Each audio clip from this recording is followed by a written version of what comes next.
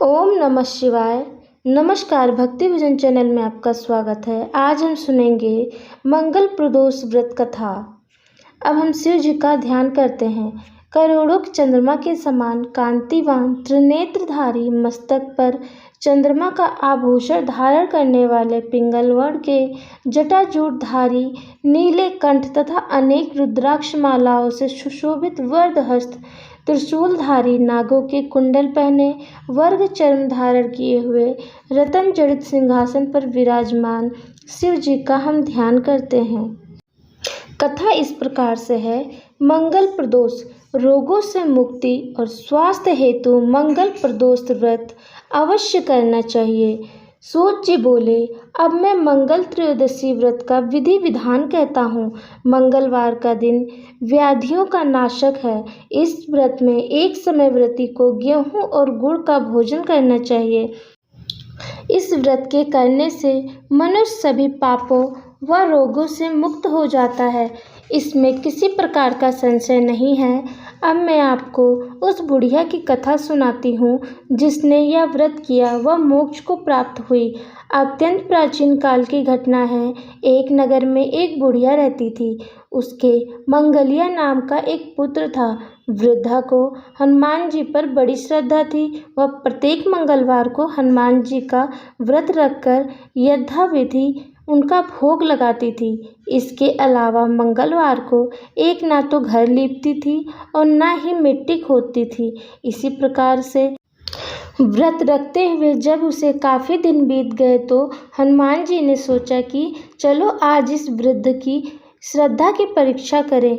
वे साधु का वेश बनाकर उनके द्वार पर जा पहुँचे और पुकारा, हे, कोई हनुमान का भक्त है जो हमारी इच्छा पूरी करे। वृद्ध ने यह पुकार सुनी तो बाहर आई और पूछा कि महाराज, क्या आज्ञा है। साधु वेशधारी हनुमान जी बोले कि मैं बहुत भूखा हूँ, भोजन करूँगा तो थोड़ी सी जमीन लीप दे। वृद्धा बड़ी दुविधा में पड़ गई।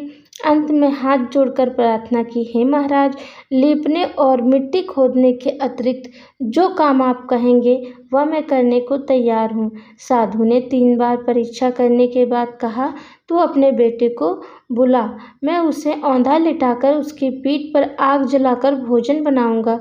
वृद्धा ने सुना तो पैरों तले की धरती खिसक गई, मगर वह वचन हार चुकी थी। उसने मंगलिया को पुकार कर साधु महाराज के हवाले कर दिया, मगर साधु ऐसे ही मानने वाले न थे। उन्होंने वृद्धा के हाथों से ही मंगलिया को औंधा लिटाकर उसकी पीठ पर आग जलवाई।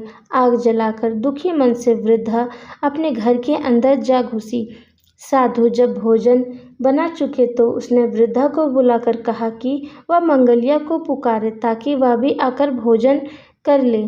वृद्धा आंखों में आंसू भरकर कहने लगे कि अब उसका नाम लेकर मेरे हृदय को और न दुखाओ। लेकिन साधु महाराज न माने तो वृद्धा को भोजन के लिए मंगलिया को पुकारना पड़ा।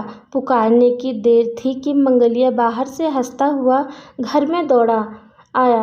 मंगलिया को जीता जागता देखकर वृद्धा को सुखद आश्चर्य हुआ। वह साधु महाराज के चरणों में गिर पड़ी।